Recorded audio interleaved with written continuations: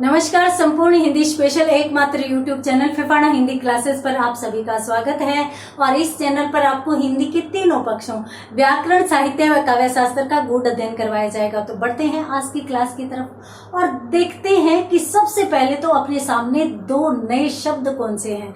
तो चलिए देख लेते हैं। सबसे पहले अपन देखते हैं पारिभाषिक शब्दावली के दो शब्द। तो पहला शब्द आपके सामने है STENOGRAPHY। क्या बोलेंगे इसे अपन? इसका उच्चारण होगा स्टेनोग्राफी। स्टेनोग्राफी स्टेनोग्राफी किसे कहते हैं? आशुलिपि। आशुलिपि देखिए, आशु का शाब्दिक अर्थ होता है शीघ्र। तो जो लिपि जिसमें समय कम लगता हो उसे अपन क्या कहते हैं? स्टेनो कहते हैं, स्टेनोग्राफी कहते हैं। तो इसका शाब्दिक अर्थ है स्टेनो या स्टेनोग्राफी शब्द लगभग लोग हैं वो काम में लेते हैं, परंतु आशुलिपि कोई भी नहीं समझता। तो इसलिए आप इसका हिंदी अर्थ याद रखेंगे। दूसरे शब्द की यदि बात करें तो दूसरा शब्द आपके सामने है STASTUS, स्टेटस, और उसके बाद QUO। देखिए इसका उच्चारण कैसे होगा? इसका उच्चारण होगा स्टेटस क्यू। कहीं पर इसका उच्चारण को भी बोला जाता है, परंतु अपने को उच्चारण नहीं करना है एग्जाम में, अपने को सिर्फ और सिर्फ शब्दों को देखना है। तो स्टेटस क्यू या स्टेटस को का मतलब क्या होता है? सबसे पहले तो मैं आपको एक ही शब्द बता देती हूं कि यथा स्थिति ही क्या होती है? स्टेटस क्यू होती है। या फिर पहले जैसी परिस्थिति थी वही स्थिति बन जाना ही क्या कहलाती है? क्या कहलाता है? Status Q. उसके बाद अपन बात करते हैं राजस्थानी शब्दों की। तो राजस्थानी में एक शब्द आता है डोर। आपने सुना होगा लोटा डोर। अब लोटा डोर कौन सी सामग्री है? ये उपकरण है कुएं में से पानी निकालने के।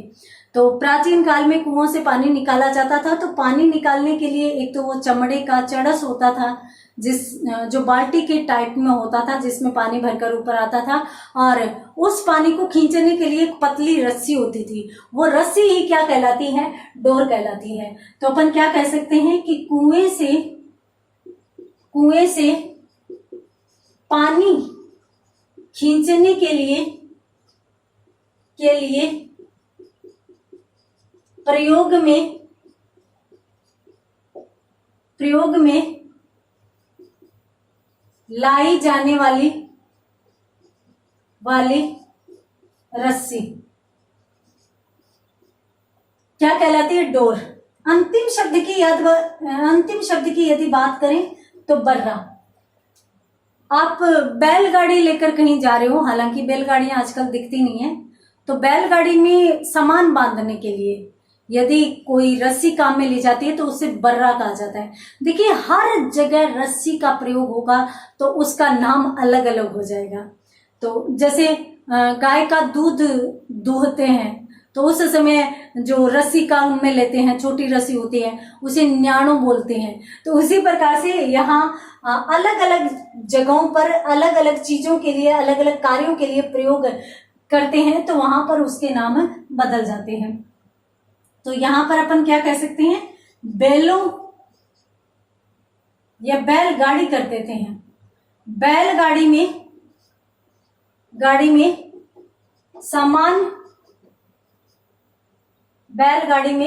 सामान बांधने हेतु प्रयोग में ली जाने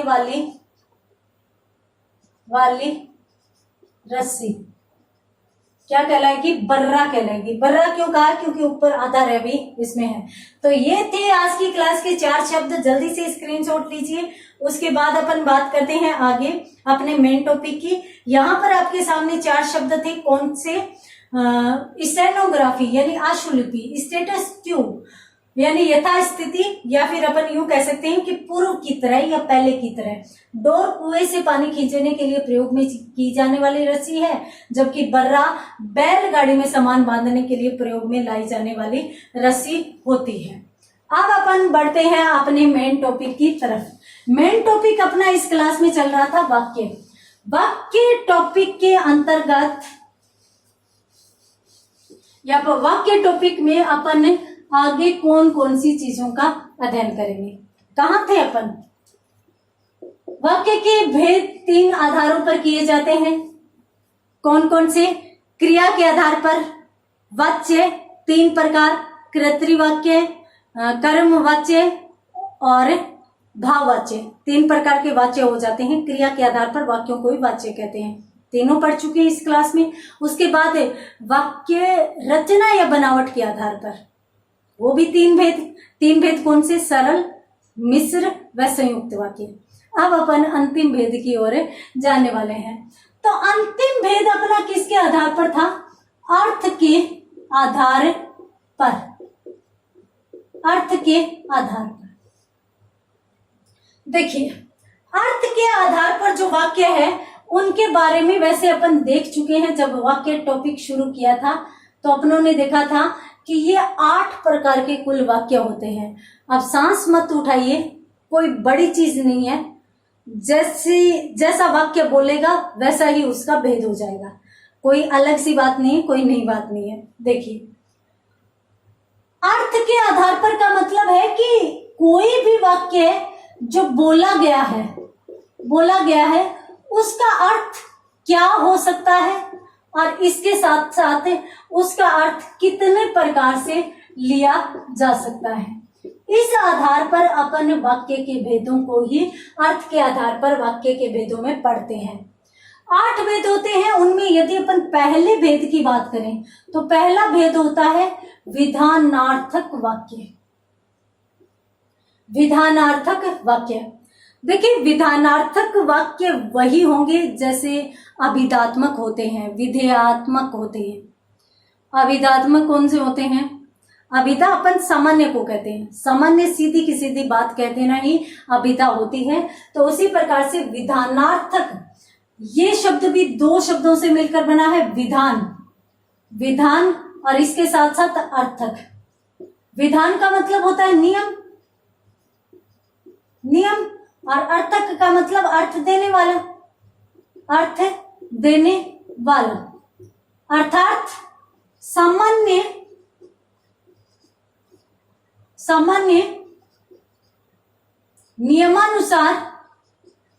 नियमानुसार अर्थ प्रकट करने वाला वाक्य ही क्या कहलाएगा? प्रकट करने वाला वाक्य विधानार्थक वाक्य कहलाएगा। इसमें अपन किस प्रकार के वाक्यों को लेंगे? बिल्कुल साधारण वाक्यों को। जैसे अंग्रेजी में पढ़ते हैं ना अपन, सामान्य वाक्य या साधारण वाक्य। तो इसमें सिर्फ और सिर्फ साधारण वाक्य आते हैं। न तो प्रश्न सूचक होंगे, न नकारात्मक होंगे, न सकारात्मक होंगे, किसी भी प्रकार के नहीं। बिल्कुल सामान्य से वाक्य होंगे। जैसे यदि अपन बात करें तो राम आम खाता है, बिल्कुल साधारण वाक्य है। जैसे अपन अंग्रेजी में साधारण वाक्य पढ़ते हैं तो कहते हैं ना, ता है, ती है, ते है, पहचान उसकी होती है। उसी प्रकार से बिल्कुल सामान्य सी बात जहां पर कही जाए, किसी भी प्रकार का कोई भाव नहीं आना चाहिए। भाव आ जाएगा तो वाक्य का भेद बदल जाएगा। सीधी सीधी बात कह दो। जैसे अगर अपन और देखें तो रीना सिलाई करती है। अब कोई लड़की सिलाई कर रही है, उसके बारे में कह दिया रीना सिलाई करती है। कोई भी भाव नहीं है, किसी भी प्रकार का भाव नहीं है। तो इसलिए वह कैसा वाक्य है? साधारण वाक्य है। और साधारण वाक्य किस में जाता है? विधानार्थक वाक्यों में जाता है। तो जल्दी से स्क्रीनशॉट लीजिए। उसके बाद कुछ और वाक्य इसमें अपन देख सकते हैं और उदाहरण भी यहाँ पर अपन देख सकते हैं। सामान्य अर्थ प्रकट करने वाले साधारण वाक्य ही क्या कहलाते हैं? विधानार्थक वाक्य कहलाते हैं। देखिए, आपने कहा रमेश पत्र लिखता है। अब रमेश नाम का कोई एक लड़का है जो पत्र लिख रहा है, सामान्य सी बात है, जो काम कर रहा है उसके बारे में कह दिया। तो इस प्रकार से यहाँ पर जो वाक्य बनेगा वो बिल्कुल साधारण बनेगा, क्योंकि किसी भी प्रकार का कोई भाव नहीं है, काम जो कर रहा है उसको जो का त्यों बता दिया।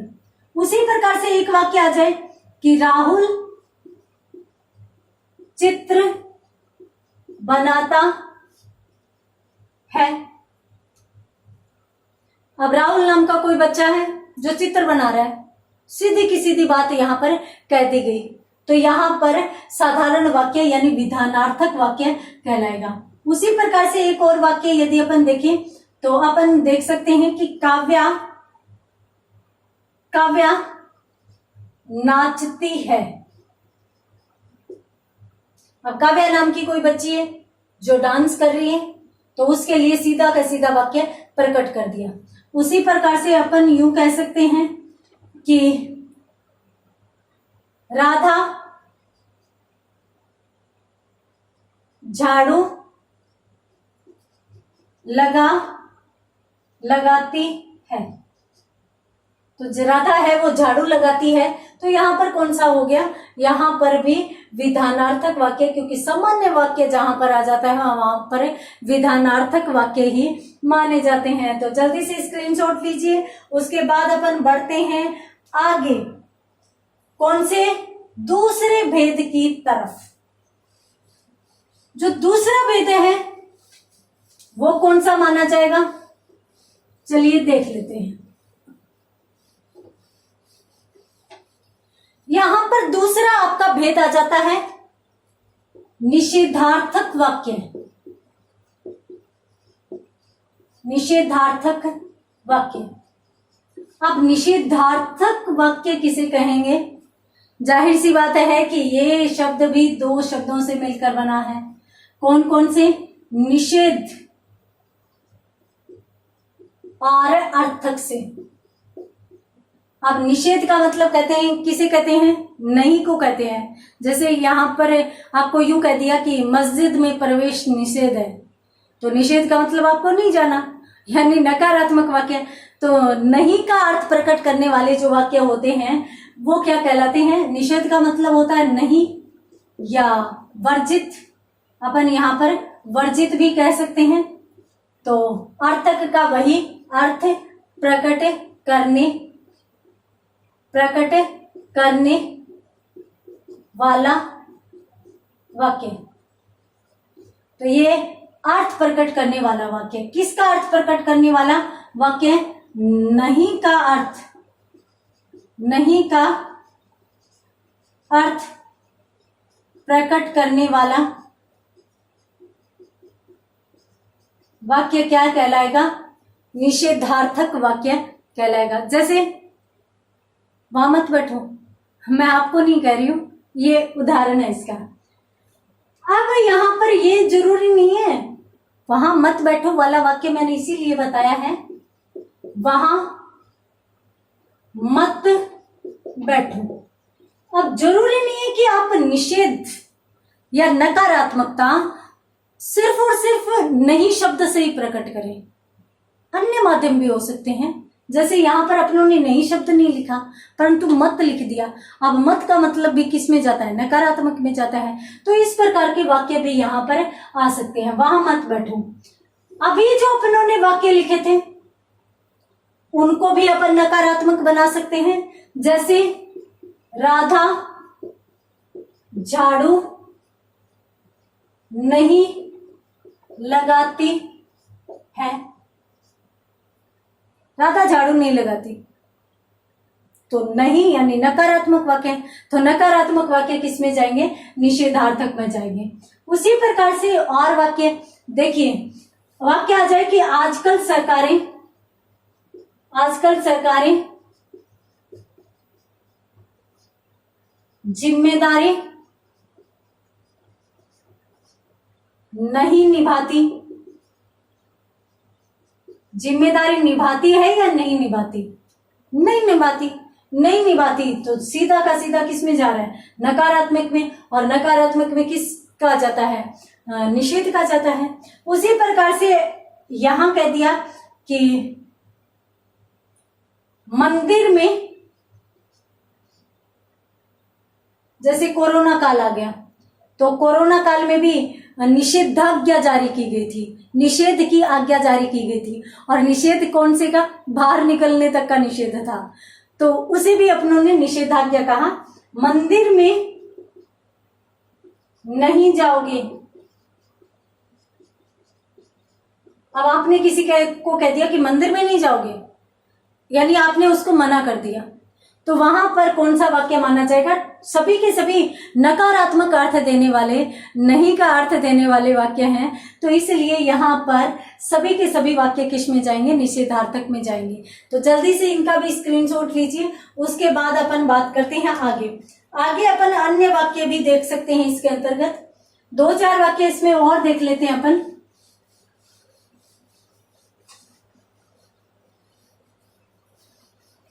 जैसे एक वाक्य है,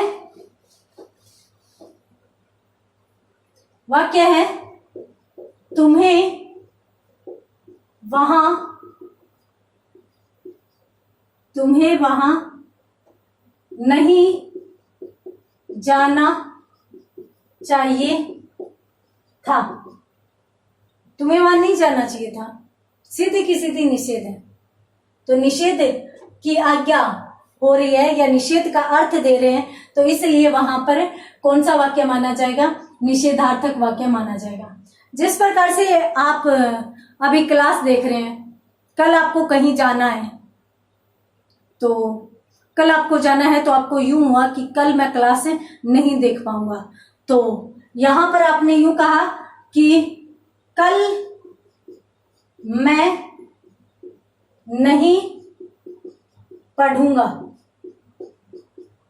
अगर आपने ऐसा वाक्य बोला तो सीधा का सीधा नकारात्मक निषेध का है कि नहीं पढ़ेगा, तो नहीं पढ़ेगा, तो ये किस में जाएगा, निषेधार्थक में। उसी प्रकार से आपने यूं कह दिया, जैसे अपनों ने देखा था रमेश पत्र लिखता है, अपनों ने यूं कह दिया कि रघु पत्र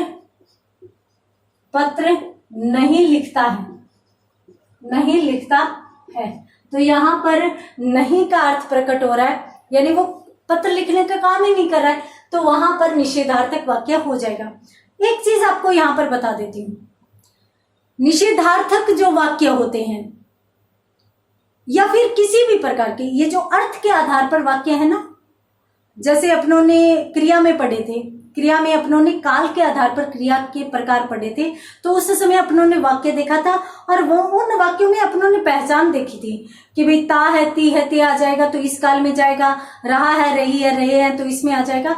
इसमें इस प्रकार की कोई भी पहचान नहीं है, अंतिम पहचान आप देखेंगे ही नहीं, इसमें आप वाक्य का भाव देखेंगे, वाक्य किस भाव में प्रकट किया जा रहा है। वाक्य सिर्फ और सिर्फ सामान्य अर्थ देने वाला सामान्य भाव प्रकट कर रहा है, सिर्फ और सिर्फ किसी काम जो हो रहा है उसी को बताने के लिए प्रयोग किया गया है, तो वहां पर सामान्य वाक्य या विधानार्थक वाक्य हो जाएगा।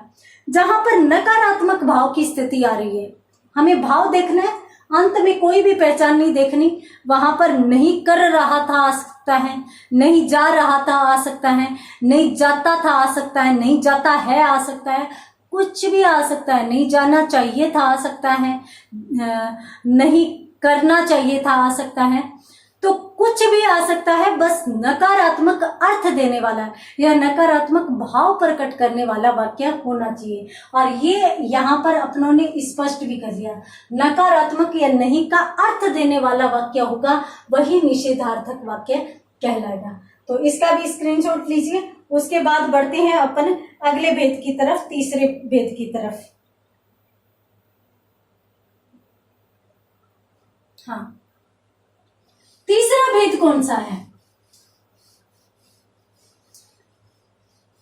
तीसरे भेद के अंतर्गत अपन देखेंगे प्रश्नार्थक वाक्यों को।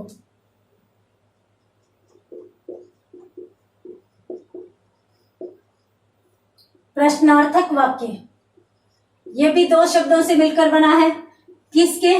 प्रश्न और अर्थक के।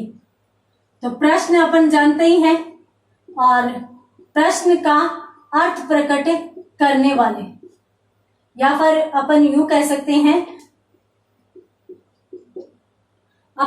सकते हैं कि प्रश्न करने वाले वाक्य या प्रश्न सूचक वाक्य किस में जाएंगे?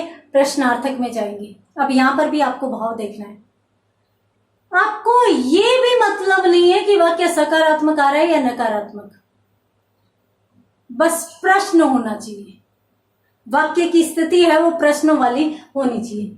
जैसे, क्या रघु पत्र लिखता है? क्या रघु पत्र लिखता है? अब आपने किसी से ये पूछा, आप क्या कर रहे हैं? प्रश्न ही तो कर रहे हैं, है ना? क्या रघु पत्र लिखता है? अब यहां पर आपने प्रश्न किया कि क्या रघु पत्र लिखता है। जैसे आपने प्रश्न कर लिया, आपके घर में कोई बच्चा है तो आपने पूछ लिया, रितुल पढ़ रहा है क्या? रहा है क्या? अब ये भी एक प्रश्न है, पढ़ रहा है क्या? बताओ। यानी प्रश्न उत्तर की जहां पर मांग रहे वो वाक्य सारे के सारे किस में जाएंगे? प्रश्नार्थक में जाएंगे। क्या रघु पत्र लिख रहा है? बताओ। या फिर अपन इस वाक्य को यूं भी लिख सकते हैं, रघु पत्र लिख रहा है क्या? तो दोनों ही स्थितियों में कौन सा अर्थ प्रकट हो रहा है? वाक्य का प्रश्नार्थक अर्थ प्रकट हो रहा है, तो इसलिए प्रश्न सूचक या प्रश्नार्थक में जाएंगे। उसी प्रकार से मैंने यहां पर यूं कह दिया कि काव्या क्यों नाच रही है? नाच रही है। मान लीजिए काव्या के घर में कोई प्रोग्राम या उत्सव का आयोजन होना है, वो प्रैक्टिस कर रही है। कोई बाहर से आया तो उसने पूछ लिया कि काव्या क्यों नाच रही है, यानी काव्या नाच क्यों रही है? तो वहां पर वह प्रश्न कर रहा है और वह जवाब भी चाहता है। जवाब की डिमांड या उत्तर की डिमांड जहां पर होती है वे सारे के सारे वाक्य किस में जाते हैं? प्रश्नार्थक में जाते हैं। उसी प्रकार से एक चीज अपन और देख लेते हैं। वाक्य आ जाए कि मीना खाना कब बनाती है? कब बनाती है? प्रश्न को ध्यान से समझिए, पढ़िए। क्या कोई प्रश्न सूचक भाव आ रहा है? बिल्कुल आ रहा है। क्या कोई उत्तर की मांग आ रही है? मीना खाना कब बनाती है? बताइए। सुबह जल्दी बना लेती है या लेट बनाती है, या कौन से टाइम क्या है उसका? यानी मीना खाना कब बनाती है। प्रश्न किया जा रहा है, उत्तर की मांग हो रही है, तो यहां पर ये वाक्य किस में जाएंगे? प्रश्नार्थक वाक्यों में जाएंगे। तो जल्दी से स्क्रीनशॉट ले लीजिए, उसके बाद अपन बात करते हैं आगे अगले वाक्यों के संबंध में। देखिए, मैंने आपको कहा कि आपको ये ध्यान में नहीं रखना कि भी वाक्य सकारात्मक है या नकारात्मक। आपको सिर्फ और सिर्फ एक ही चीज से मतलब है कि वाक्य का भाव प्रश्नार्थक होना चाहिए। क्या क्या रितुल नहीं पढ़ता? क्या रितुल नहीं पढ़ता? प्रश्न किया जा रहा है, क्या रितुल पढ़ता ही नहीं है? रितुल नहीं पढ़ता। अब यहां पर नहीं वाला वाक्य है। अभी तक अपनों ने सिर्फ और सिर्फ सामान्य वाक्य देखे थे, ठीक है? सामान्य वाक्य देखे थे और सामान्य वाक्यों में प्रश्न किया जा रहा था, प्रश्न सूचक थे। यहां पर नकारात्मक वाक्य भी प्रश्न सूचक आया है, तो ये किस में जाएगा? ये भी प्रश्नार्थक में जाएगा। उसी प्रकार से मान लो कि एक वाक्य आ जाए इस प्रकार से कि मधु आज बाजार कैसे गई? क्या लाने गई थी मधु बाजार से? मधु आज बाजार कैसे गई, क्या कैसे गई, मतलब कैसे गई थी, क्या लेने गई थी। तो इसलिए यहाँ पर भी प्रश्न की स्थिति होने के कारण ये भी प्रश्नार्थक वाक्य माने जाएंगे। अंग्रेजी में जिनको WH वर्ड कहते हैं ना, व्हाट, व्हाई, वेयर, ये सारे के सारे इनके जो हिंदी अर्थ है वो किस में जाएंगे, प्रश्नार्थक वाक्यों में जाएंगे। क्या, क्यों, कैसे, कहाँ, कौन। इसी प्रकार से मान लीजिए कि एक वाक्य है कि राम जयपुर क्यों जा रहा है, जा रहा है। अगर इस प्रकार का वाक्य है तो भी जाहिर सी बात है कि प्रश्न सूचक है, तो प्रश्नार्थक होने के कारण इसमें भी कौन से वाक्य माने जाएंगे, प्रश्नार्थक ही माने जाएंगे। उसी प्रकार से मान लीजिए कि आपके सामने प्रश्न या वाक्य इस प्रकार से आ जाए कि राधा आज स्कूल क्यों नहीं गई। तो राधा नाम की कोई बच्ची है जो डेली स्कूल जाती है परंतु आज नहीं गई। तो उसके टीचर ने पूछ लिया कि राधा आज स्कूल क्यों नहीं गई। नहीं, टीचर तो ऐसे पूछेगी कि क्यों नहीं आई। किसी ने पड़ोस में उसे देखा तो यूं कहा कि राधा आज स्कूल क्यों नहीं गई। तो राधा आज स्कूल क्यों नहीं गई, ये भी एक प्रश्न सूचक वाक्य होने के कारण प्रश्नार्थक माना जाएगा। तो जल्दी से स्क्रीनशॉट लीजिए, उसके बाद अपन बात करते हैं आगे अगले वाक्य के भेद की तरफ। अगला वाक्य कौन सा है, देखिए यहां पर अपन बात कर रहे हैं वाक्यों के चौथे भेद की। पहला भेद कौन सा अपनों ने देखा, पहला भेद अपनों ने देखा विधानार्थक, उसके बाद अपनों ने देखा निषेधार्थक, और तीसरा अपनों ने देखा प्रश्नार्थक। तो विधान, निषेध, प्रश्न। अब अपन देखेंगे अगला आज्ञार्थक।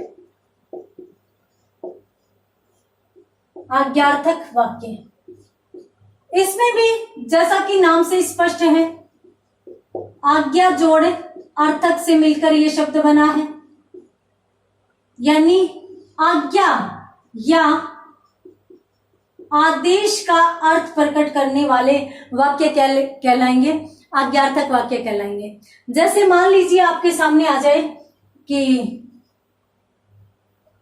यहां मत बैठो। अब ऐसा कोई वाक्य है कि यहां मत बैठो, तो आपको आज्ञा दी जाती है यहां मत बैठो, यानी वहां जाकर बैठो। तो यहां पर कौन सा वाक्य माना जाएगा, आज्ञार्थक। आप किसी कॉलेज या संस्था में पढ़ते हैं, तो आपको यूं आदेश दे दिया कि कल सभी 10 बजे, कल सभी 10 बजे पहुंचोगे। अब ये होगी आदेशात्मकता, आज्ञा। तो इस प्रकार से जहां पर भी आज्ञा दी जाए वहां पर भी कोई चल रहा है तो आपने कह दिया कि तुम रुकना मत, यानी नहीं रुकने की आपने आज्ञा दे दी, आदेश दे दिया। तो वहां पर कौन सा वाक्य माना जाएगा, आज्ञार्थक ही माना जाएगा। इसी प्रकार से किसी को शुगर है तो घर वाले बार बार उसे कहते रहते हैं कि आज शुगर नहीं खाओगे। शुगर का मतलब हो गया कि मीठा नहीं खाओगे। तो जहां जहां उसको कहा जाता है, जहां जहां उसको आदेश दिया जाता है, तो वहां पर कौन सा वाक्य माना जाएगा, आज्ञार्थक। इस प्रकार से भी हो सकता है कि एक बच्चा है, तो बच्चा है वो खेल रहा है, तो बच्चे को कह दिया कि बच्चा या बच्चे वहां मत खेलो, वहां मत खेलो। तो यहां पर भी आज्ञा दी जा रही है, इसलिए वाक्य कौन सा माना जाएगा, आज्ञार्थक वाक्य माना जाएगा। तो इस प्रकार से वाक्य जो है अर्थ के आधार पर 8 प्रकार के माने जाते हैं, जिनमें से सबसे पहला वाक्य माना जाता है विधानार्थक। साधारण सी बात को प्रकट करने के लिए अपन जिस प्रकार के वाक्यों को काम में लेते हैं वो कैसे माने जाएंगे? विधानार्थक। प्रश्न करने वाले प्रश्नार्थक, आज्ञा देने वाले आज्ञार्थक। तो इस प्रकार से उम्मीद करती हूँ कि ये चारों भेद आपको समझ में आ गए होंगे। मिलते हैं अगली क्लास में आगे के भेदों के साथ। तब तक के लिए धन्यवाद।